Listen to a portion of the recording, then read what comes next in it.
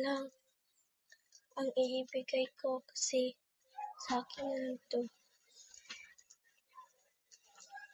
Maybe sa akin ko na lang to. Payag ako.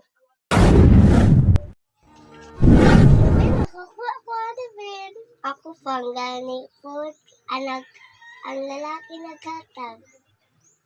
Binigay ko sa inyo yan kasi para maprotektahan nyo ang aking brilyante at masanay rin kayo niyan. Mag-practice tayo ng mag-away. Dito kayo mag-practice. Bye-bye.